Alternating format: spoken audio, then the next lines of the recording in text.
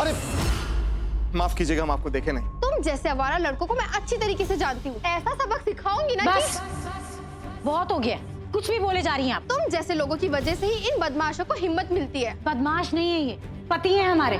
अगला 7 दिन में तुम और गंगा शादीशुदा जीवन नहीं शुरू किए तो याद रखना, हम तुम्हारा शादी किसी और के साथ कर देंगे। लेकिन 7 दिन में शिव भाई साहब के लिए शादी के लिए लड़की कहाँ से लाएंगी? लड़की घर में ही है, पार्वती का बहन आशा। ऐसा कुछ नहीं करेंगे। जब तक तुम हमारा बात नहीं मानते, हम अन्न और जल त्याग देंगे।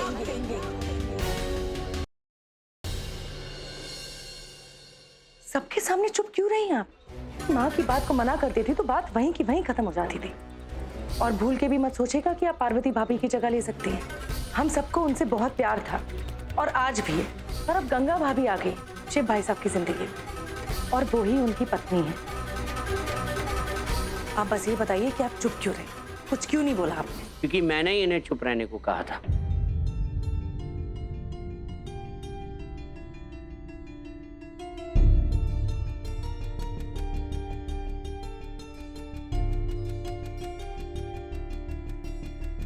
या उस दिन मैंने तुम्हारी और गंगा भाभी की बातें रसोई में सुन ली थी, तब मेरे दिमाग में एक आइडिया आया। देखो, कई बार भले दिल के लोग एक दूसरे के लिए बने होते हैं, लेकिन उनकी अच्छाइयां उन्हें एक दूसरे से दूर रखती है और उन्हें नजदीक लाना हमारा काम है। और इसीलिए ये सब हो रहा है। माँ जी को मैंने ये सुझाव दिया था और इसीलिए इनका चुप रहना बहुत जरूरी था। लेकिन कुशल, आपको पता है कि शिव भाई साहब इस शादी के लिए कभी हाँ नहीं बोलेंगे, फिर भी? अरे कौन चाहता है कि शिव भाई साहब इस शादी के लिए हाँ कहें? मैं तो सिर्फ शिव भाई साहब और गंगा भाभी पर दबाव बनाना चाहता हूँ ताकि उनके दिल की बात बाहर आ सके। अच्छा, ये बात तो तुम भी दावे के साथ कह सकती हो कि उन दोनों के दिलों में एक दूसरे के लिए बहुत प्यार और बहुत इज्जत है। और घी जब सीधी उंगली से ना निकले तो उंगली टेढ़ी करनी पड़ती है। मेरी उंगली।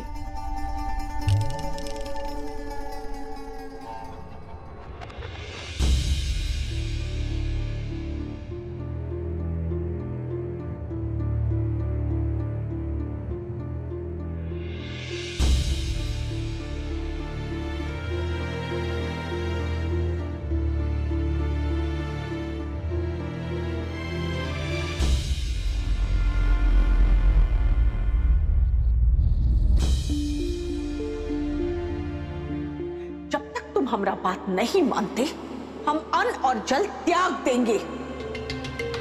दुनिया को देखने दो, अपना मरा हुआ माँ का मुंह देखते हुए तुम कैसे लगते हो? गंगा इस शादी को नहीं मानती। अगला 7 दिन में तुम और गंगा शादीशुदा जीवन नहीं शुरू किए, हम तुम्हारा शादी किसी और के साथ कर देंगे। पार्वती का परछाई, उसकी बहन आशा।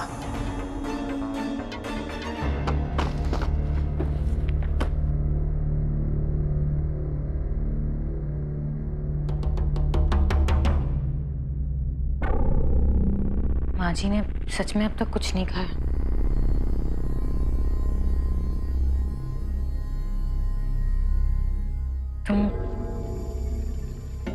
तुम क्या चाहते हो? क्या करना है तुम्हें?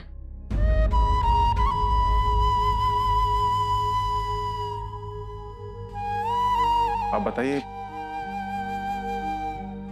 क्या करना चाहिए हमें? शादी करनी है तो कर लो। आशा अच्छी लड़की है।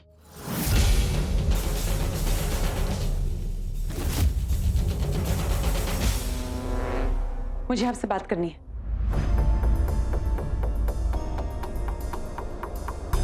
देखिए आशा, अभी हम बात कर रहे हैं। आप 2 मिनट दीजिए हमें। नहीं, अभी चलिए। अरे आइए अरे आइए ना।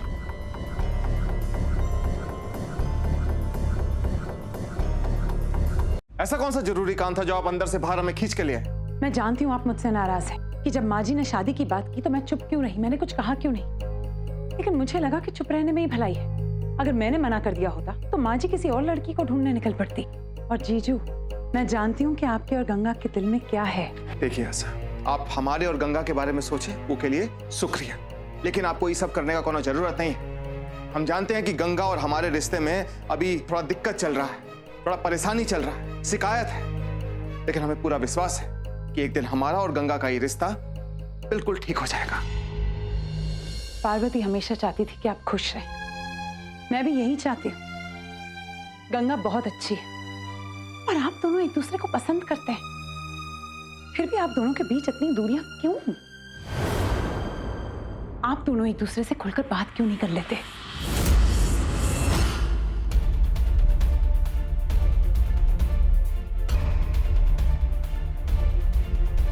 ऐसा भी क्या काम हो सकता है आशा को? इतना टाइम क्यों लग रहा है? अगर आप चाहें तो इस सब में मैं आपकी मदद कर सकती हूँ। एक औरत के दिल में क्या है, ये सिर्फ एक दूसरी औरत बता सकती है, वो भी बहुत आसानी से। इसलिए मैं यकीन के साथ कह सकती हूँ कि गंगा भले ही ऊपर से कुछ भी कहे, लेकिन उसके दिल में आप बस चुके हैं। मेरी मानिए जीजू, अगर आप चाहते हैं कि गंगा के दिल की बात उसकी जुबान तक आ जाए, तो आप उसे उलझाइए, आप उसे चक्कर में डालिए, कंफ्यूज कीजिए। मतलब समझते हैं ना आप? हाँ, बस वही। और हो सकता है कि इस सब में आपको ऐसा भी कुछ करना पड़े जिससे उसे जलन हो। उसे ऐसा लगना चाहिए कि उसकी जिंदगी उसके हाथों से फिसलती जा रही है।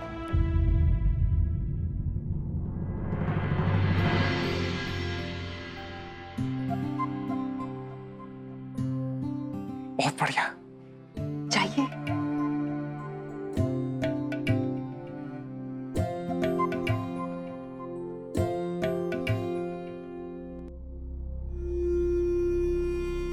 जवाब दिए बिना ही चले गए शिव।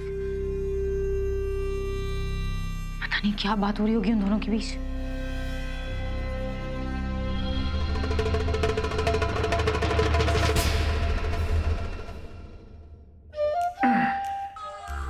बहुत टाइम लगा दिया। वैसे क्या क्या काम था आशा को? अरे कुछ नहीं, ऐसे ही बस इधर उधर का बात कर रहे थे। आशा भी ना, याद है ना, तुमने हमारी बात का जवाब नहीं दिया। कौन सा बात?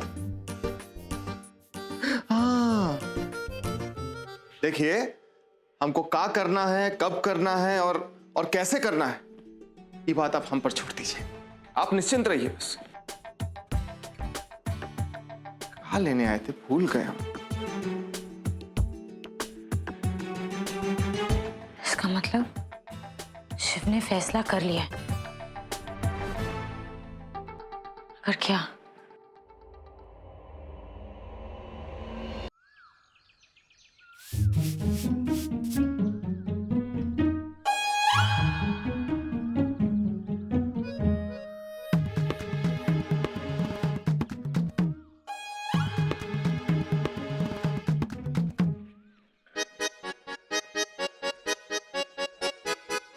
साफ कपड़े पहनने का इतना ही शौक है लोगों को तो खुद क्यों नहीं धो लेते?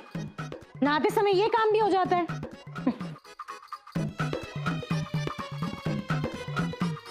काका, खुद क्यों नहीं धो लेते? खड़े होइए, आइए इधर, आइए आप।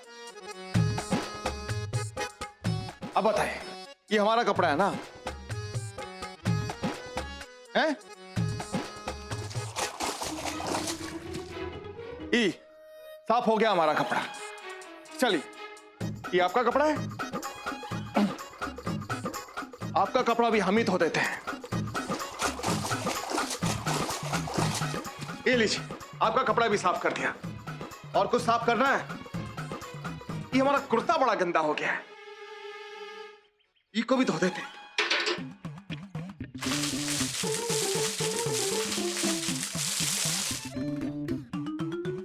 ये लीजिए, ये कुर्ता भी धो दिया। जीजू जी, अरे वाह जीजू, क्या बॉडी बनाई है आपने। ऐसा लगता है आप रोज कसरत करते हो। क्या डोले शोले, वाह वाह। हाँ, अरे का बताएं आशा, कोनो कसरत वाला शरीर नहीं है। वो कहा ना, हम पूरा दिन मेहनत से काम करते हैं तो शरीर अपने आप बन जाता है। अरे वाह। कुर्ता उतारिए। क्या? कुर्ता उतारिए, जो मैं कह रही हूँ वो करिए। उतारिए। आप गंगा को और जलाना चाहते हैं या नहीं? उतारिए उतारिए, जल्दी उतारिए कुर्ता। अरे आशा, आपका कुर्ते में हमारा शरीर देख रहे हैं, हम आपको कुर्ता उतार के अपने डोले सोले दिखाते हैं। हाँ। अभी हम कुर्ता उतारते हैं। या।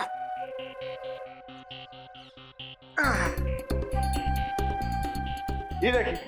अरे वाह जीजू, ऐसा लगता है आप रोज कसरत करते हो। क्या डोले हैं, वाह वाह वाह। अरे ये बाजू का भी देखिए। हाँ।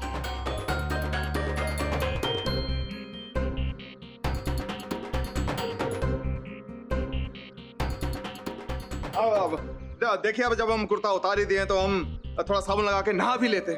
कपड़े धो लिए तो खुद को भी धो लें जरा, हैं?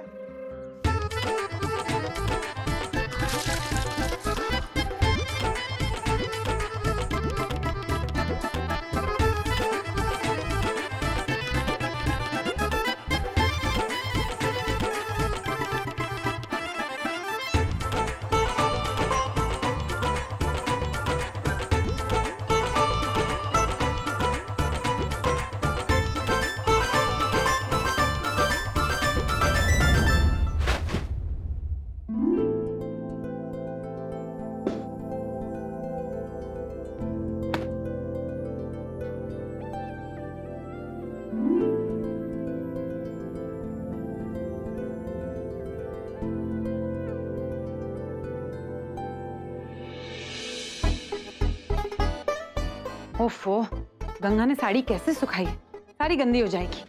और अगर आपकी पत्नी गंदी साड़ी पहनकर घूमेगी तो आपको बिल्कुल अच्छा नहीं लगेगा, है ना? अब साड़ी गंदा हो या खराब, गंगा पहनेगी तो सुंदर ही लगेगी।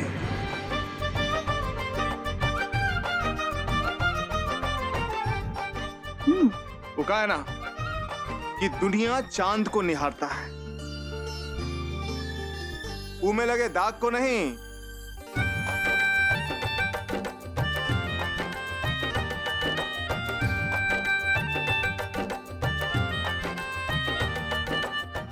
गंगा सुन रही थी क्या? जीजू, आप तो बहुत जल्दी सीख रहे हैं।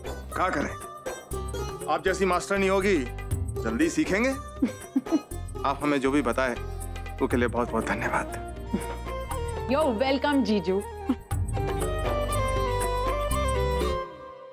ये क्या बचपना है माँ, क्यों इतनी जिद कर रही हैं आप? आपको तो पता है ना, गंगा भाभी ने कितना सब कुछ सहा है अपनी जिंदगी में। बहुत जल्दी बहुत कुछ खो दिया उन्होंने। उनको थोड़ा वक्त दीजिए, सब सही हो जाएगा माँ। अगर ठीक होना होता ना रिया, तो अब तक हो चुका होता। ये गंगा तो पहले से ही शादी के खिलाफ थी। अब तक नहीं मानी तो अब का मानेगी? गंगा माँ, चलिए ना मेरे साथ, देखिए मठ में क्या हो गया है।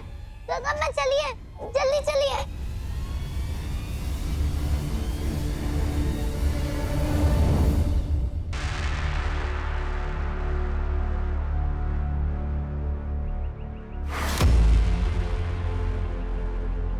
स्कूल का सारा सामान किसने तोड़ दिया? पता नहीं गंगा माँ, लेकिन अब क्या होगा? ये सब किसने किया होगा? कहीं वो आदमी तो नहीं जिसको हमने मारा था? अरे नहीं, वो का इतना हिम्मत नहीं हो सकता। अरे कौन है, सामने आओ। जीजू, मैंने किया ये सब। सुबह उठकर मैंने किया है, लेकिन आप गंगा की बिल्कुल मदद नहीं कर सकते। आपको मेरी बात याद है ना? हमें गंगा को परेशान करना है और उसे ये लगना चाहिए कि उसकी परेशानी से हमको कोई फर्क नहीं पड़ता। लेकिन आशा, ये सब करने का जीजू, करना पड़ेगा। ऐसे इतना सारा सामान कैसे खरीदेंगे हम?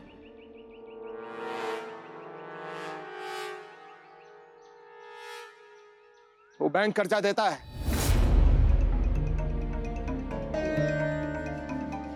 अर्जी दे दीजिए, जल्दी कर्जा मिल जाएगा।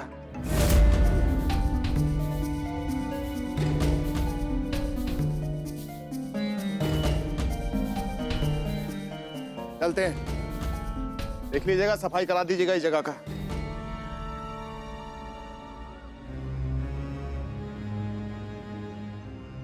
सुन ली, अब भी है कहोगी कि सब कुछ ठीक हो जाएगा? हाँ,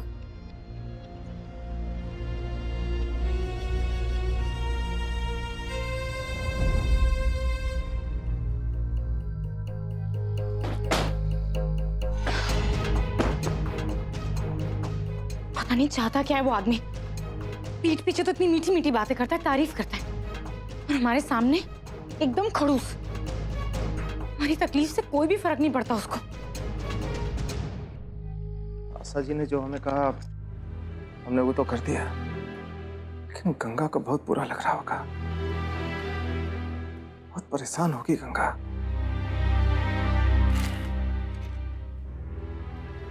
हमें कुछ भी कर उनका मदद करना होगा, लेकिन कैसे करें उनका मदद?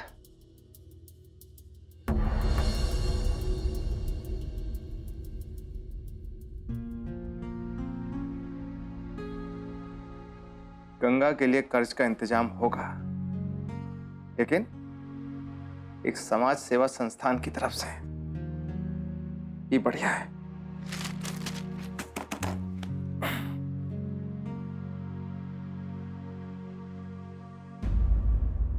हाँ मुनीम जी, हमारा बात सुनिए। देखिए, एक 50,000 रुपए का चेक बनवाइए। हाँ, 50,000 का चेक, लेकिन वो को किस नाम पर बनाना है और किसकी तरफ से बनाना है, ये हम आपको बाद में बताएंगे। समझ गए? ठीक है, हम आपसे बाद में आके मिलते हैं। चलिए।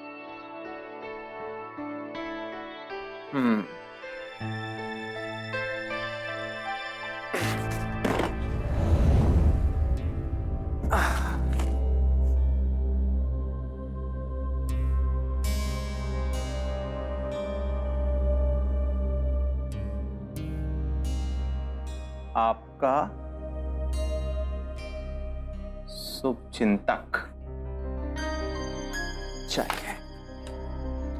अब एक अनजाना शुभचिंतक की तरफ से गंगा को मदद मिलेगा, लेकिन हमें इंतजार रहेगा गंगा के थैंक यू वाले जवाब का। कुशल जी, वो फाइल हमारा।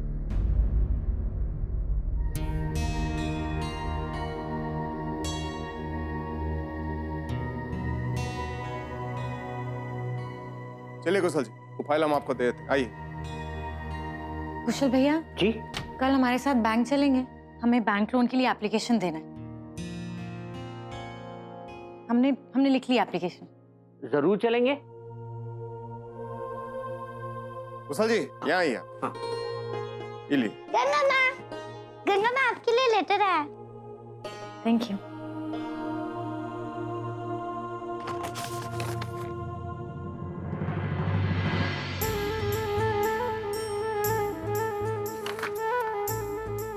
$50,000 का डोनेशन, वो भी एक एनजीओ की तरफ से।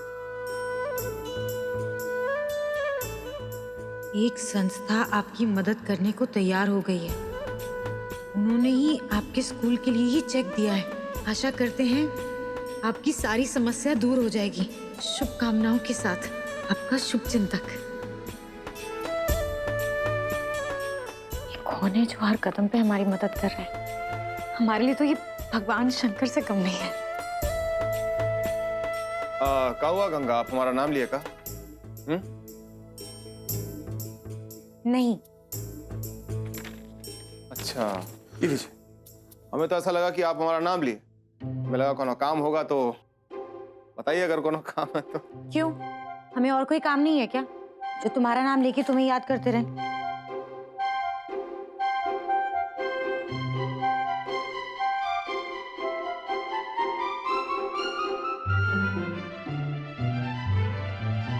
वो शुभचिंतक जरूर कोई औरत ही होगी। शायद हमसे पढ़ने आती होगी, या उसके बच्चे हमसे पढ़ने आते होंगे, क्योंकि एक औरत ही एक औरत की तकलीफ समझ सकती है। और कोई नहीं। भाभी, भाभी मुझे बहुत चिंता हो रही है। माँ कुछ खा ही नहीं रही है। माँ जी, सुबह से कुछ नहीं खाया तुमने, प्लीज थोड़ा सा तो खा लो ना, नहीं तो तुम बीमार पड़ जाओगी।